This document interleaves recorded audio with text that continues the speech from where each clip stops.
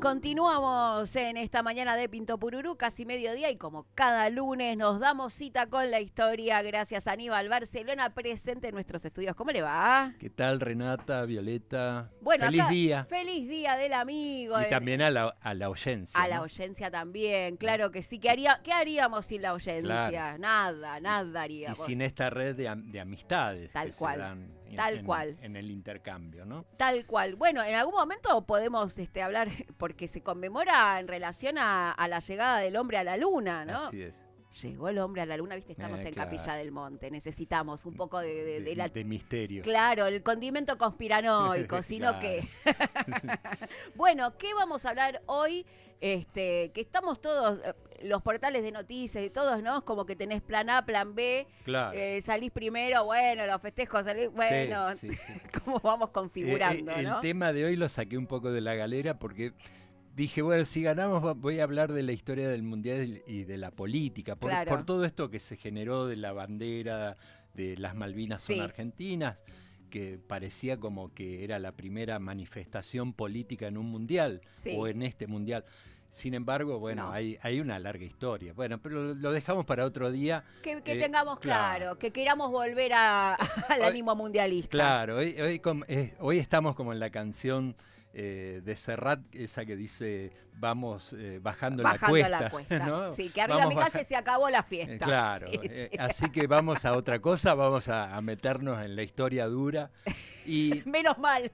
y, y me encontré que el próximo 26 de julio, la semana que viene, se conmemora el aniversario del nacimiento del radicalismo, del partido, de la Unión Cívica, se llamó en ese momento, Sí. 1890, la Revolución del Parque, y al año siguiente o 2 años después pasó a llamarse Unión Cívica Radical con la presidencia de esa Unión Cívica y de la Unión Cívica Radical de Leandro N. Alem.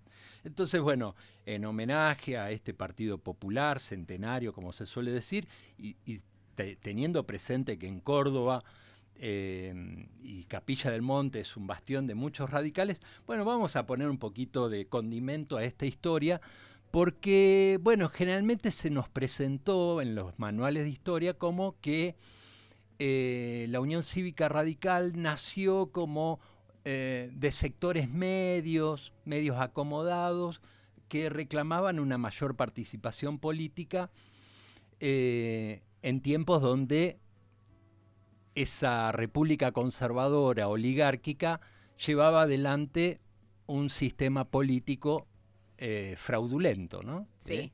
Entonces, eso quedó como enmarcado. Sin embargo, después de investigar un tiempo, hay un correlato social muy profundo, con mucho de parecido a este tiempo, de lo que de la revolución del parque como estallido social, ¿no?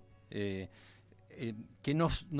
decir, los radicales que nacían en aquel entonces, o la Unión Cívica que nacía en aquel entonces, lo hacía un sector movido por transformaciones políticas, pero había un condimento social que quedó como Más relegado. subterráneo, poco hablado. Pero de eso vamos a hablar hoy. Voy a utilizar como introducción, para más o menos contextualizar, un texto, lo vengo haciendo, de Jorge Abelardo Ramos, Revolución y Contrarrevolución en la Argentina, que trabaja el periodo 1862-1904, y en una parte dice, hablando de 1888, 2 años antes de la Revolución del Parque, dice: había en Italia en 1888 100.000 pasajes de inmigrantes reservados hasta el 31 de diciembre. Los agentes de vapores debieron fletar barcos de otras compañías para afrontar la demanda. El rematador Godoy de Buenos Aires anunciaba para un solo día 49 remates de propiedades. Comenzaba la especulación sin freno de terrenos y casas. Alojada en el Hotel del Globo, Sarah Bernhardt se preparaba aparatosamente para actuar en el Politeama. La divina atraía la atracción de los nuevos ricos, de los escritores políticos y de los ministros. Pellegrini le obsequiaba un cachorro de puma. era la Gran Argentina. El tehuelche era una sombra. Namuncurá, un cacique amansado, cobraba todos los meses su sueldo de coronel, mientras Roca se hacía banquetear en Londres por la Baring Brothers. Se había terminado las revoluciones y las proclamas. Nadie se inquietaba mucho por los demás, en medio del éxtasis por la huelga de panaderos. La sociedad cosmopolita de obreros panaderos reclamaba un aumento del 30% en sus salarios, 1 kilo de pan diario y el derecho de los obreros a comer afuera del lugar de trabajo. Sus reuniones fueron prohibidas por la policía de las Barracas al sur, hoy Avellaneda. Al intentar cruzar al riachuelo, la policía de la comisaría 19 los detuvo en masa. Finalmente los patrones se avinieron a firmar un acuerdo que satisfacía las aspiraciones obreras. Al mismo tiempo estalla un conflicto sumamente enojoso para los hogares de la gente decente. Una ordenanza aprobada por el Consejo Deliberante en 1887 establecía una libreta de conchavo para el servicio doméstico que virtualmente entregaba el destino de este explotado gremio en manos de sus patrones. En efecto, en dicha libreta, al abandonar su servicio, el interesado, su patrón, debía consignar el concepto que le merecía dicha persona, la que a su vez no podía encontrar empleo sin presentar esa libreta de conchavo. Era una verdadera trampa. Convalidaba un régimen de esclavitud, legalizando todo género de abusos. Los cocheros, incluidos en la categoría del servicio doméstico, junto con las sirvientas, mucamas, mozos y cocineros, se lanzan en solidaridad a la huelga. Bueno, continúa así y de alguna manera dicen en una parte, las parditas se dirigen al Río de Janeiro, se acaba de abolir la esclavitud en Brasil y la Argentina se dispone, en cierto modo, a reimplantarla con relación a esta de la libreta de conchavo y que si no la presentaban y no tenía el informe del anterior patrón, no podía avanzar hacia un trabajo. Bueno, este es el contexto de 1890 de la Revolución del Parque, ¿no? ¿Quién gobernaba en el país en ese entonces? Bueno, es la ostentosa generación del 80, aquella que había tenido en Roca la figura más importante después de lo que se conoció, la mal llamada campaña al desierto, pero quien en 1886 había delegado la presidencia en su concuñado Miguel Juárez Celman, nativo de aquí, de la provincia de Córdoba, sí, bautizado por aquel entonces por una revista humorística que llamaba Don Quijote como el burrito cordobés, ¿no? Le decían el burrito cordobés. Hay varias versiones, algunos también se le adjudicaba a Sarmiento, que lo había llamado así, un poco por el desaguisado económico que generó a partir de su gestión. En esos 4 años de gobierno, entre 1886 y 1890, su terquedad para administrar las cosas públicas, o sea, para él había una sola forma de llevar adelante la política económica, y otros le adjudicaban ese sobrenombre por la falta de luces, ¿no? Digamos, como sea, no era que se lo daban de buena onda. No era buena onda. Bueno, el periodo que se había inaugurado en 1886 se llamó el Unicato, porque bueno, él era el presidente de su partido y a su vez era el presidente de la nación. En ese entonces comenzó un festival de privatizaciones, contrataciones, con un grupo de contrataciones públicas por parte de un grupo reducido de amigos del poder. Como ahora. Claro. Y corrupción. Bueno. No sé si le suena parecido. Suena un montón, ¿no? Y también hay que preguntarse por qué Milei reivindica este periodo histórico como la gran Argentina, que cuando éramos el país más rico del mundo, cosa que no, lejos está de ser así. Así llegamos a 1890 y la Argentina entró en default. En 1890 hay un default, ¿no? Default que duró hasta 1906, o sea, 16 años estuvimos en default, ¿no? Esto de Y no estaban los Cuca ni... No. que en definitiva los Cuca vinieron a salir del default, ¿no? Lo sacamos, Claramente. se pagó la deuda. Pero ahí ves creces.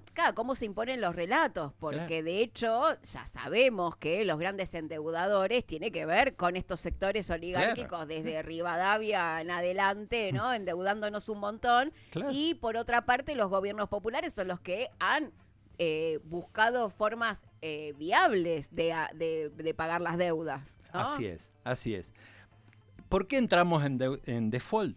Bueno, por una deuda externa entonces medida por otras libras. No podemos hablar de tantos millones de dólares porque los valores que se manejaban en ese entonces era el patrón oro, por un lado, y la libra esterlina, era otra moneda de cambio pero hay un investigador que se llama Schaeffer, a ver, no tengo aquí el nombre, ahora, bueno, ya voy a llegar. Henry Schaeffer, un investigador norteamericano que estudió todo este periodo de la historia argentina para también saber por qué tanta deuda, por qué...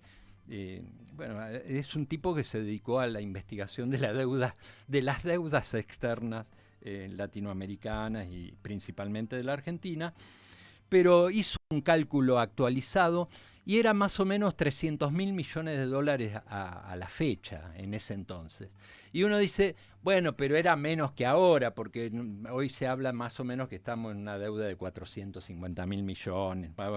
Pero claro, si lo medimos per cápita, era muchísimo mayor, porque en ese entonces el país tenía 2.800.000 habitantes. Claro, muchísimo menos. Claro. Contra 44, ponele. Claro.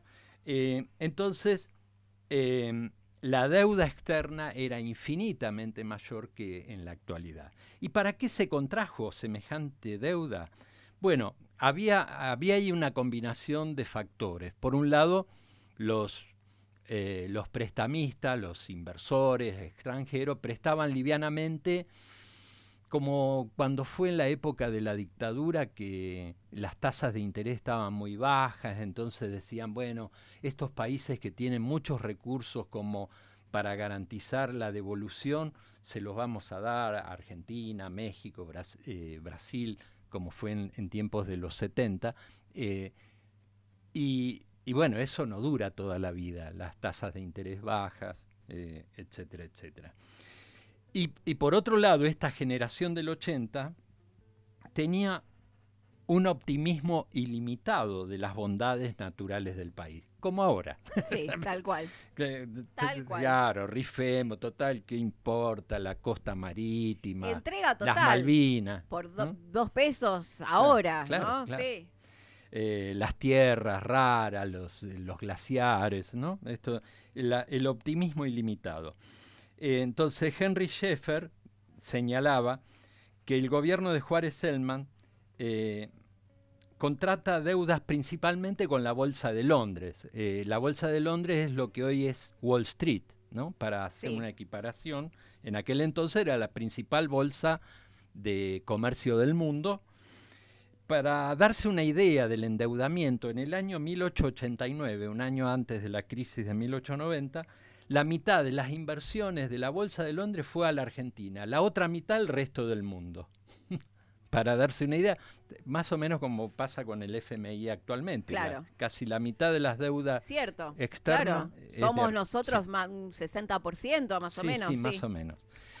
En ese año, Juárez Selman, Miguel Juárez Selman, el presidente, y su pandilla se alzaron con una cifra aproximada de 500 millones, asaltaron el banco, los bancos, y se alzaron con 500 millones de dólares, el equivalente a 500 millones de dólares. Y la pregunta es, ¿qué harían con ese dinero? ¿Qué hacían con ese dinero? Bueno, se lo otorgaban alegremente para hacer préstamos a esa élite, para la compra de tierras, para la compra de bienes suntuarios, mucha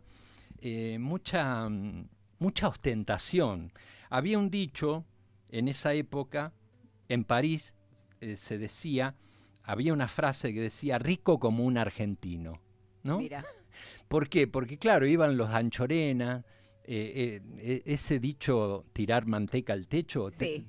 tenía un correlato de realidad. Dice que pedían la comida en un restaurante y mientras tanto jugaba a tirar con el Que tenedor era carísima, claro. manteca al techo, como diciendo, después yo te pago esto. Claro. La- ¿Cuál es el problema? ¿Cuánto vale? O, Claro. claro, o el pasaje del barco, el pasaje de barco para él, para Anchorena, no me acuerdo ahora el nombre, no sé si no era Miguel también, y una vaca, y que decía porque quería tomar leche fresca durante su viaje, entonces le pagaba un boleto de barco, entonces Sí. era para Ostentación. mostrar Sí, claro. hacia otros el grado de ostentación. Bueno, se otorgaron alegremente préstamos a esa élite que financiaban la especulación y el consumo ostentoso, ¿no?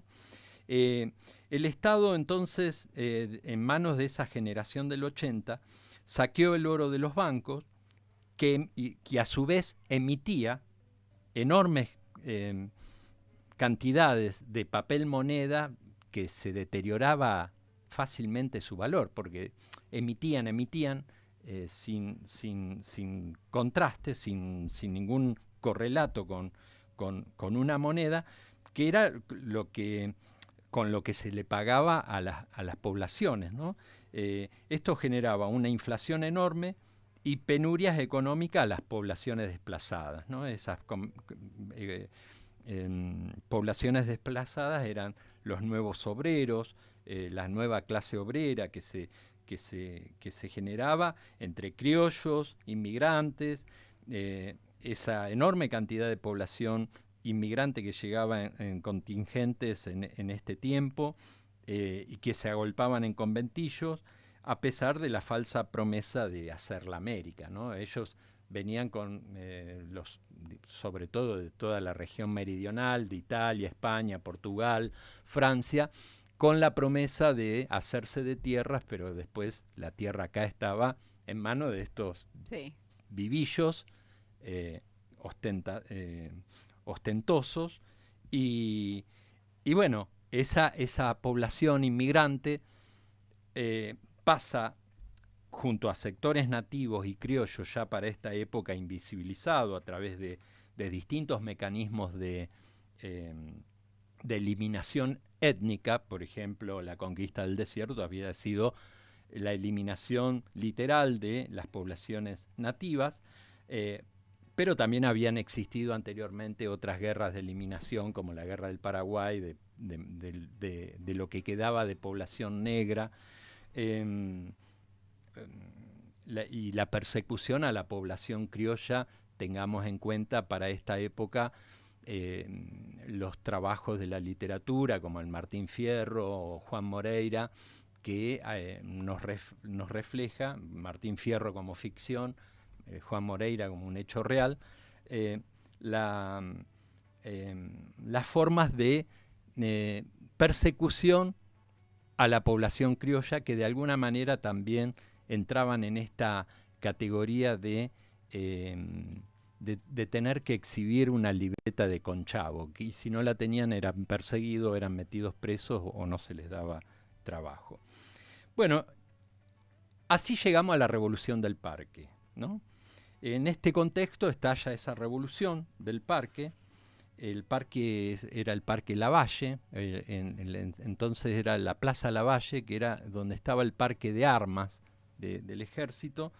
Y bueno, como decíamos al principio, generalmente los libros de historia nos los muestra como una demanda de cambio político, de salir de un sistema electoral oprobioso, de fraude, a través de lo que entonces se llamaba el voto cantado. Y si bien había sectores medios que demandaban un cambio político, ha quedado como varios escalones abajo el hecho de pensar la revolución del parque y el nacimiento de la Unión Cívica como producto de la crisis, la devaluación, la inflación galopante y las denuncias de corrupción, ¿no? Durante ese unicato de Miguel Juárez Celman. Esta revolución estalló entonces el 26 de julio de 1890. Fue encabezada por Leandro N. Alem, que dirigía un frente político llamado Unión Cívica, y las fuerzas militares sublevadas, a mando de un militar de apellido Campo, tomaron el parque de artillería en la Plaza de Lavalle, mientras que también se levantó un sector de la Marina, es decir, un sector del Ejército, un sector de la Marina, se rebelaron, distribuyeron armas entre la población civil, y que para identificarse fueron hasta la zona de Once, a donde había comercios, y dijeron, para identificarnos, se pusieron las boinas blancas, ¿no? Sí. De ahí viene el dicho, bueno, esta identificación de los radicales como boina blanca. El enfrentamiento entre civiles y militares que respondían al gobierno duró 3 días, y tuvo un saldo de entre 150 y 300 personas muertas y más de 1000 heridos. Así que bueno, para cerrar y un poquito para recordar también, porque de alguna manera lo que queremos registrar con esto es mantener viva la memoria histórica. Por ahí los amigos radicales que hoy abrazan las ideas del liberalismo, de la libertad de avanza, porque tiene, sí, por supuesto, ha tenido en sus orígenes una parte importante del liberalismo, pero también tenía una parte de un nacionalismo popular y revolucionario que se ha olvidado, ¿no? Recordar ese origen popular, plebeyo y revolucionario de su partido, que hoy transita a sus 136 años de origen, una gran crisis de identidad, como también el otro partido popular del siglo XX, ¿no? Hablando del peronismo, ¿no? Entonces, bueno, pero también soy de la idea que de una síntesis van a surgir, y de la memoria y de la historia, van a surgir mejores momentos que este. Esperemos que así sea. Pensaba también en a lo mejor es tiempo de renovaciones, ¿no? Claro. Porque estamos de alguna manera mirando referentes del siglo pasado y creo que deberán surgir los referentes de este siglo. Así es, surgir nuevas melodías, decía exactamente, Axel Kicillof. ¿Y cómo le dieron? Y cómo le dieron, claro. Sí. Así que bueno, pero esas melodías van a tener que surgir de distintas síntesis, totalmente, ¿no? Y por supuesto no olvidar el origen popular y revolucionario del radicalismo. Leandro N. Alem era a su vez el tío de Hipólito Yrigoyen, que después fue el gran caudillo del periodo radical, que algún día le vamos a destinar un tiempo también, entre 1916 y 1930. Así que bueno, para cerrar, vamos a escuchar un poquito a Daniel Melingo con el Linchera, porque de alguna manera es la evocación a una figura popular que sería a lo mejor uno de aquellos trabajadores de las huelgas de panaderos, o no, tal vez alguien que reclamaba, pero evoca la figura de esa persona que buscaba la libertad y que no estaba dispuesto a someterse a un sistema de opresión. Gracias, Aníbal, como gracias siempre, acá por llevarnos de viaje por estos puntos históricos para comprender nuestro presente y proyectarnos mejor hacia el futuro. Gracias. Gracias a vos. Nos vemos.